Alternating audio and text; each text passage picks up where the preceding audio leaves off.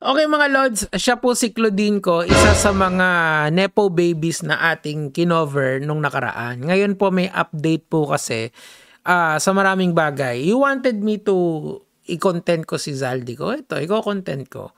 Ano naman ang masama?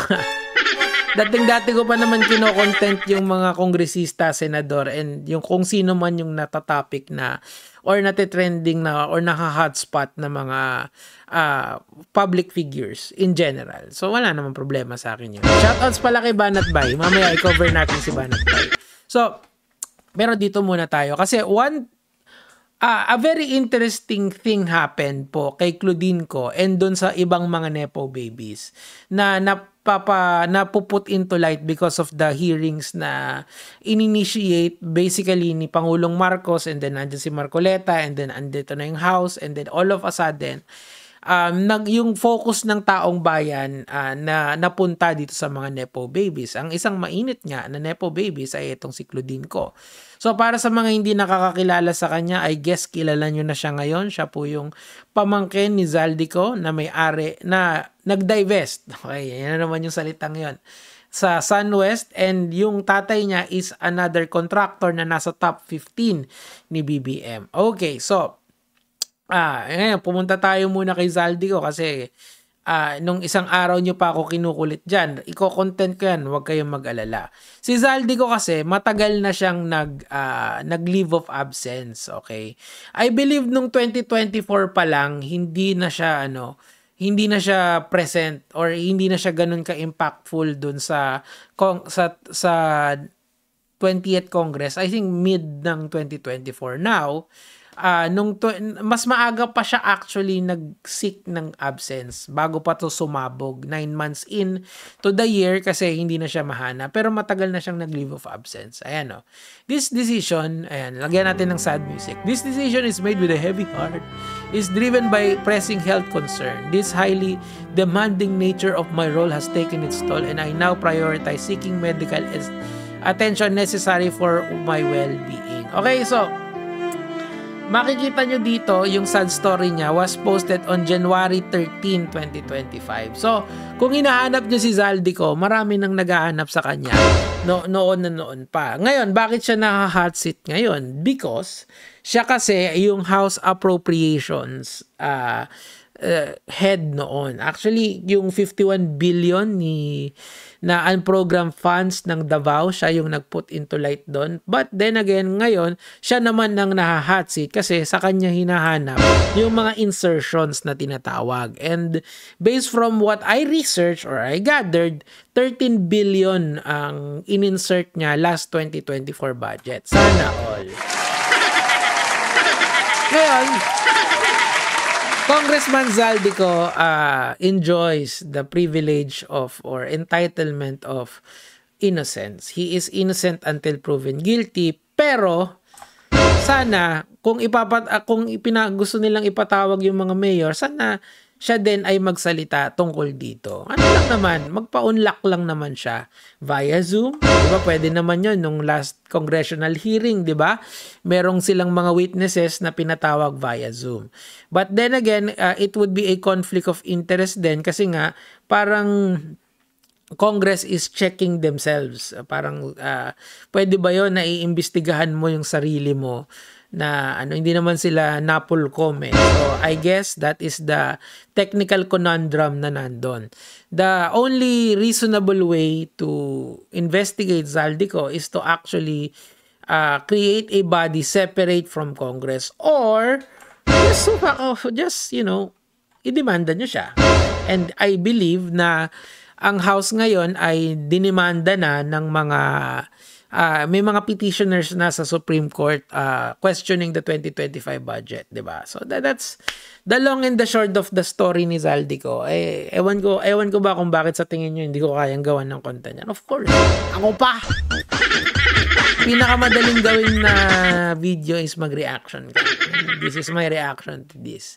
So si Rep Zaldi, wherever you are, Scooby-Dooby-Doo, where are you?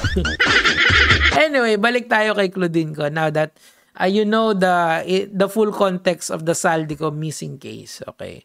Bumalik naman tayo kay Claudine ko ngayon na kanyang pamangkin. Na ngayon, si pamangkin ay dating vlogger. Tuloy natin. Nabudol kasi ako sa TikTok nito. Comment below kung nabudol din kayo. It's the Johnson's Milk Plus Rice Baby Powder Perfume. Ayun guys, binili ko lahat ng scents. And in fairness, ang bango niya talaga. Like, amoy. Binili niya lahat. Ako nga, sa shoutouts nga pala sa... Teka lang. Sa Lux Mist. Ay, putik ka. Baby talaga. Teka lang, mamaya ka na magsalita. Sa Lux Mist, sa TikTok sila pinadalan ako ng pabango para mas mabango na ako. Lagay tayo ng konti para we smell good. So, eto, galing Lux Mist yan. Kung magpapapromote kayo mga lods, lalo na yung mga small business, message nyo lang ako sa page ko. Kahit sa mga page ko, Nico David 138k followers and of course yung business email ko, I'll do it for free. Para sa inyo na yun. Kasi naging kahit naman canceled na ako, may nanonood pa rin and I'm very happy with that. Anyway, ang bango ko. Hindi ako sanay. Ang bango ko, man. Ang bango ko. Anyway, punta tayo dito. Kaya ito pa. Parang si Daddy rin yung reason kung bakit ako na-discover siguro. Yeah. Kasi, wala, nung ginawa ko yung house tour video, doon na nag-grow yung channel ko. And that's... Siyempre, of course, magnanimous show of wealth or yung ostentatious flaunting yung ginawa sa mga ganong klase. And tayong mga middle class at yung mga nasa lower income houses, talagang ma-e-elib sa ganyan. Kaso nga lang, well, may balik nga yan, sabi nga nila.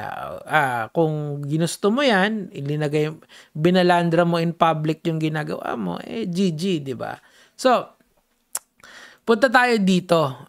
Ngayon kasi, ang nangyari, di ba, tayo-tayo lang yung nagre-react. Ngayon, mga foreigners na ang nagre-react or mga outside of the Philippine jurisdiction. Nakakagulat. Etong si Brother Dires. I'm from the UK and this situation with Claudine Co is even... Oh my God, it's the UK! The UK! The water and the daughter! It's like Adi Sarah talking to his sister. Let's go. Pissing me off because why did I see a comment say that she called the people who are bashing her Patay Tom? Oh my God! He called her dead hungry. Oh wow! Did she really now? But I will take your word for it, my UK brother. Ano no? Paano ba mag UK accent? Di ba parang i-drop mo lang yung jaw mo? And yung A mo, yung A mo, yung gano'n, bra, at just hindi mo i-enunciate yung R, di ba? Yung parang isashuwa mo yung R. Di ako marunong, makulit lang talaga ako. Let's go. Patay Tom. Do you know what that means? Is dead hungry? You know, dead hungry. When you don't eat, you're dead hungry. Allegedly, it means peasants, or if you look on Google, it means extremely hungry. Yes, dead hungry. Poor, basically, you're starving. And I'm like, what did she say? And this is why you don't give these rich kids clout. Again, there's all information I got from TikTok in the past couple of days because the Filipinos, they've been going hard on her. And that's us! That's us! Congratulations mga lods, yung pambabash natin umabot na sa international. Again, temper your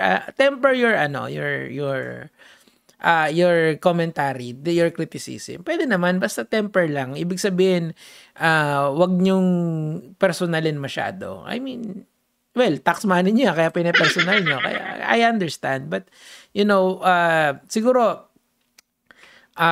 wag naman sana yung mga gory. Alam nyo na yun. Sana maganito ka, sana maganyan ka. I guess that's out of the picture. Anyway, tuloy natin. To figure out why. Allegedly, her parents are corrupt politicians or business people. Whatever corrupt is corrupt. They're stealing people's tax money, and with that tax money, you know, she's flexing her holidays, her vacations, her hotels, you know, Givenchy, Balenciaga, you know, some of these brands I can't even pronounce. And then she has the audacity to call us poor. You're using our tax money. Again, we need to stop giving these rich kids of ultra wealthy rich people clout. There's another one I just found out about Becca Bloom, and they're saying she's one of the good rich people. Look, no. No, while we're calling out names, Elon Musk, he can suck a fat one. Oh my God, nafdamay pa si Elon Musk. Anyway, ito yung mga foreign reactors and I think siguro ito. Are very successful businessmen. My fellow Pinoys, look at my clothing brands, my expensive cars, and how I travel in luxury wherever I go. Wow, how do you afford all that? Very impressive at such a young age. Oh, my parents are very... Ayun yung problema kasi doon. Yung pinapakita mo has to justify with your means, 'di ba? And kapag ka nasa gobyerno ka kasi, sinabi ayon sa batas yun na dapat wag ka masyadong ma-flex. Ganun lang. Simple lang naman yun eh. Live a modest life. Kasi nga, pera ng taong bayan yan. Gets? Ganun lang. Ewan ko kung bakit di maintindihan yun ng ibang nepo babies eh. And well, si Fortich, nag-argue back siya sa mga tao. Pero again, that's not the point. You have to think of the bigger picture lagi. And hopefully, itong mga nepo babies na to, when all of this blows over, they become better with this. Yeah. Pero at this point kasi mahirap ng magpatawad palagay ko sa mga ibang tao, especially those people na apektado ng baha. Every time there is a flood, you would remember these nepo kids. Ganun talaga eh. And I know it's painful for everyone, lalo sa amin din eh, nararamdam talaga yan eh. Kapag malakas yung ulan, babaha talaga. Regardless kung mayaman ka or mahirap ka. Kung hindi mataas yung bahay mo, apektado ka talaga. And unfortunately for us, we can only mitigate some of it. Pero pagka umulan ng malakas, GG. Anyway, kayo na lang ang manood nitong mga foreign reactors na to. Ang dami, men. Like, ang dami. Ayan, no. Kita mo, iba-iba, may Pilipino and may foreigners na rin. Congratulations sa ating lahat. Yun lang naman po yung sa akin for today, mga lads.